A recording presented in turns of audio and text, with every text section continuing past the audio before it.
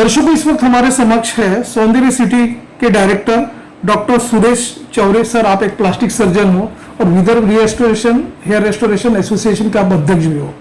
Sir, हम आपसे ये जानना चाहेंगे कि जो कंट्रोवर्सी अभी इरप्ट हुई है पर्टिकुलर हेयर ट्रांसप्लांट के मामले में, जो एक्सपर्ट नहीं है, जो अनधिकृत सेंटर्स खोल के बैठे हुए हैं, ये लोग अवैध प्रैक्टिस कर रहे हैं, तो उस संदर्भ में आपका क्या खुलासा है, आपका क्या ये है जजमेंट, उस बारे में आप बताइए। धन्यवाद। आपने एक बहुत ही ज्वलंत प्रश्न पूछा है। हेयर ट्रांसप्लांट के बारे हेयर ट्रांसप्लांट वो एक ऐसी सर्जरी है जिसके बारे में लोगों को ऐसा लगता है कि एक बिल्कुल इजी होने वाली सर्जरी है, बिल्कुल कोई भी कहीं पर भी कर सकता है, इस तरह का लोगों के मन में समझ पैदा हो गया है।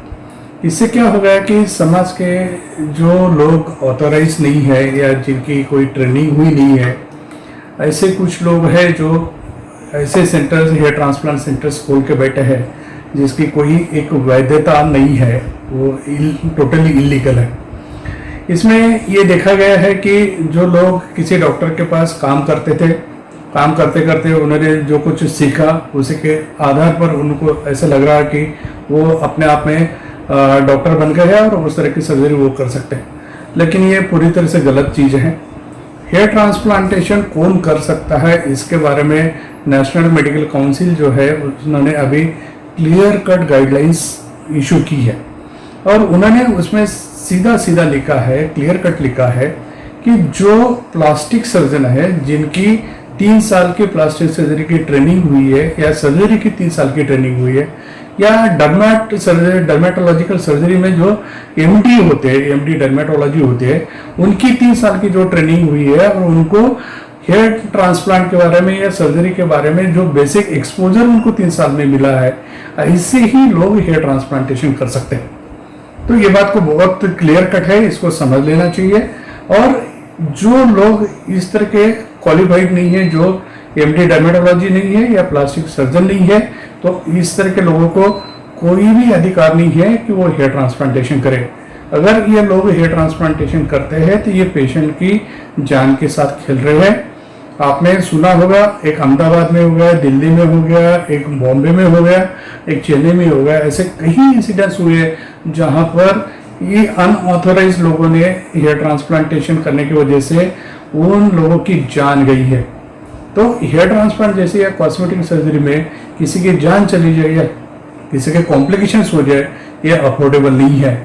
तो ये बहुत ही जरूरी है कि जनता ने जान लेना चाहिए कि कौन हेयर ट्रांसप्लांटेशन कर सकता है, नहीं कर सकता है। और हर पेशेंट का एक अधिकार है, वो जब किसी डॉक्टर के पास जाए तो वो जरूर पूछे कि उनका क्वालिफिकेशन क्या है, उनका एक्सपीरियंस क्या है, उन्हें सही में इस क्षेत्र में काम किया है कि नहीं किया, इसके बारे में जानने का उनका अधिकार है। और सिर्फ एडवर्टाइज के भरोसे या उन्होंने सोशल मीडिया में देख लिया, एक आधे रिसर्च देख लिया, ये जाने इसके ऊपर बिलीव न करते हुए, इसमें विश्वास न करते हुए, वो डेफिनेटली अपने डॉक्टर को पूछे, उनका क्वालिफिकेशन पूछे, उनकी कैपेबिलिटी पूछे। और दूसरी इंपॉर्टेंट चीज़ है कि ये प्रॉपर सेटअप में करने वाली चीज़ है। हेयर ट्रांसप्लांटेशन एक सर्जरी है, 6 से 8 घंटे लगते हैं, इसमें एनेस्थीसिया दिया जा सकता है। अगर एनेस्थीसिया कोई अनक्वालिफाइड पर्सन देता है या वो डॉक्टर को इसके बारे में नॉलेज ही नहीं है, या वो बंदे को डॉक्टर नहीं है लेकिन वो एनेस्थीसिया देने की कोशिश करता है, तो उससे छोटी सी भी गलती पेशेंट का जान ले सकती है। तो जब भी हम कहीं भी एनेस्थीसिया देते हैं तो उसके लिए एक प्रॉपरली सेटअप रखा जाता है। एक ऑपरेशन थिएटर होता है, ऑपरेशन थिएटर में सारी मशीनरीज हमारे पास होनी चाहिए, सारे ड्रग्स हमारे पास होने चाहिए, एनेस्थीसिया मशीन होनी चाहिए, एक लैरिंगोस्कोप होना चाहिए, इंडोट्रकिन ट्यूब होनी चाहिए, आपके आईवी लाइन सेटअप होना चाहिए। तो सारा सेटअप आपके पास होना चाहिए, तभी अगर कोई इमरजेंसी होती है तो आप उसको टैकल कर सकते हैं। इसलिए एनएमसी ने क्लियर कट लिखा है कि ये सारी की सारी चीजें आपके ऑपरेशन थिएटर में होनी चाहिए। आपका सर्जन वेल क्वालिफाइड होना चाहिए, उसका एक्सपीरियंस होना चाहिए। और दूसरी तो बात उन्होंने ये भी कही है कि आपका जो सेंटर है किसी हॉस्पिटल के साथ जुड़ा हुआ होना चाहिए।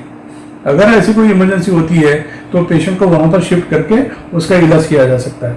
तो ये बातें सबने जानना जरूरी है। हेयर ट्रांसप्लांट को एकदम हल्के में लेने की जरूरत नहीं है। हेयर ट्रांसप्लांटेशन एक 6 से 8 घंटे चलने वाली सर्जरी है, जिसमें इंसिजन दिया जाता है, जिसमें आपको एनेस्थीसिया दिया जाता है। तो ये सिर्फ एंड सिर्फ जो क्वालिफाइड सर्जन है उन्होंने करने वाली चीज है। सर जैसे कि आप शहर में काफी चर्चित आपका नाम है, रोबोटिक सर्जरी में भी आपका काफी नाम है, और सेकंड थिंग जैसे कि एनएमसी में आपने भी स्वयं होके उस चीज का संज्ञान लिया और उनको स्वास्थ्य अधिकारी को भी लेटर लिखा कि जो एथोराइज है उन्हीं को आप ये करो, अनएथोराइज को बंद करो। तो ये एज ए अध्यक्ष के रूप में आपने ये सारे के सारे बोला है। तो अब ये बताइए मुझे कि सर एक्चुअली जो ये लोग प्रैक्टिस करते, जो अनएथोराइज जो प्रैक्टिस करते, इनको बंद करने के लिए या उन पर वचन लाने के लिए आपका आगे का क्या अभियान रहेगा? अभी तो हम एक समाज में अवेयरनेस क्रिएट कर रहे हैं, जागरूकता निर्माण कर रहे हैं इसके बारे में। देखिए, इन लोगों को कंट्रोल करना या इनकी इस तरह की प्रैक्टिसेस बंद करना ये अथॉरिटी का काम है। राइट। अथॉरिटी ने इनके ऊपर एक्शन लेनी चाहिए। अगर अथॉरिटी अगर एक्शन नहीं लेती है तो हम डॉक्टर, एज ए डॉक्टर हम क्या कर सकते हैं? हम समाज में अवेयरनेस क्रिएट कर सकते हैं। हम उनके साथ तो लड़ नहीं सकते जी, बराबर, वो हमारा काम भी नहीं है। अगर अथॉरिटी उनको अलाउड कर रही है तो इसका मतलब अथॉरिटी को कोई तो भी अधिकार होंगे उनको अलाउ करने के। बट ये जिस तरह की चीजें हैं, इसको रोकने के लिए सबसे बड़ा एक हथियार है कि लोगों को अवेयर किया जाए, लोगों को इसके बारे में जागरूकता निर्माण किया जाए, लोगों के बारे में, लोगों के मन में और लोगों को समाज में जब जब जितनी ज्यादा जागरूकता निर्माण होगी तो अपने आप अवेयर हो जाएंगे और इन लोगों का अपने आप ये इस तरह की हरकतें हैं अपने आप बंद हो जाएगी। शहर और विदर्भ के दर्शक आपको लाइव देख रहे हैं, कौन सिटी के आप डायरेक्टर सुरेश चौरे जी बोल रहे हैं। सर आपका नंबर और आपका एड्रेसेस भी स्क्रीन पर फ्लैश हो रहा है, उसे देख के दर्शक आपसे डायरेक्ट संपर्क भी कर सकते हैं जो पेशेंट है। अब चलते चलते सर आप ये भी बताइए कि जो पोस्ट कोविड के बाद हेयर फॉल की काफी समस्या आ रही है, स्किन्स की समस्या काफी आ रही है, तो आप ये बताइए कि ये किस तरह की समस्या आपके पास लोग लेके आते हैं और किस तरह से आप उसका निदान करते हैं, उस बारे में बताइए। देखिए, कोविड के बाद बहुत सारे मरीज ऐसे हुए कि जो बहुत समय तक घर के अंदर रहे, उनका स्ट्रेस लेवल काफ़ी बढ़ गई थी और कुछ लोगों को एडमिट करना पड़ा, काफ़ी दिन तक भर्ती रहे, काफ़ी मेडिसिन उनको दी गई। तो हेयर लॉस के जो कुछ कारण है उसमें एक बहुत बड़ा कारण है कि लंबी बीमारी अगर आपको हो जाती है तो उसके बाद आपको हेयर लॉस हो सकता है, या स्ट्रेस बहुत हो जाए या डिप्रेशन में आप है तो आपके हेयर लॉस हो सकता है। तो कोविड में मुख्यतः ये 3 कारण है जो लंबी बीमारी, एक आपका स्ट्रेस और एक डिप्रेशन, इस वजह से कोविड में लोगों के बाल गिर रहे हैं। ये आमतौर से हम देख रहे हैं पिछले 2 सालों से ये काफ़ी इसका प्रचलन बढ़ गया है और काफ़ी सारे पेशेंट्स हमारे पास आ रहे हैं। और ऐसे में हम पेशेंट को कुछ मेडिकेशंस देते, कुछ सप्लीमेंट्स देते और कुछ लोकल एप्लीकेशन के लिए कुछ लोशन देते। तो इससे डेफिनेटली पेशेंट की जो स्थिति है, शारीरिक और मानसिक स्थिति में सुधार आता है और इससे बालों का जो गिरना है डेफिनेटली कम होता है और जो बाल गिर चुके हैं वो भी वापस आते हैं। तो इससे डेफिनेटली पेशेंट का इलाज किया जा सकता है। सर सौंदर्य सिटी की जब बात करते तो ये विदर्भ एक जाना माना नाम है, हेयर ट्रांसप्लांट हो या स्किन के रिलेटेड डिजीज का निराकरण हो, हर तरफ में आपको माहिर है, स्किल है आप में। सेकंड थिंग आप ये भी बताइए कि जो दर्शक आपसे कोई सर्जरी कराना चाहते हैं तो आपसे वो कैसे अप्रोच कर सकते हैं, और आप ये भी बताइए कि साथ ही साथ किस तरह की art of the special facilities यहाँ अवेलेबल है, उस बारे में भी आप बताइए। देखिए, हमारा सेंटर पिछले 14 साल से है। 2007 में हमने ये सेंटर शुरू किया था। यह अद्ययावत सेंटर है, यहाँ पर सारी तरह की फैसिलिटीज़ हैं। हमारा ऑपरेशन थिएटर है, हर चीज़ों से सज्ज है। हमारे पास एनेस्थीसिया मशीन से लेके जो भी इमरजेंसी मेडिसिन होते हैं, ड्रग्स होते हैं, वो सारी चीज़ें हमारे पास है। सबसे इम्पोर्टेंट चीज़ है कि हमारे पास हेयर ट्रांसप्लांटेशन के लिए एक रोबोट है जिस द्वारा हम रोबोटिक हेयर ट्रांसप्लांटेशन करते हैं। ये काफ़ी यूजफुल रोबोटिक मशीन है जो हेयर ट्रांसप्लांटेशन एक बहुत कारगर तरीके से और फास्टर तरीके से करता है। और हमारा सेंटर जो है, हर चीज़ों से हमारे पास सारी तरह की फैसिलिटीज़ हैं।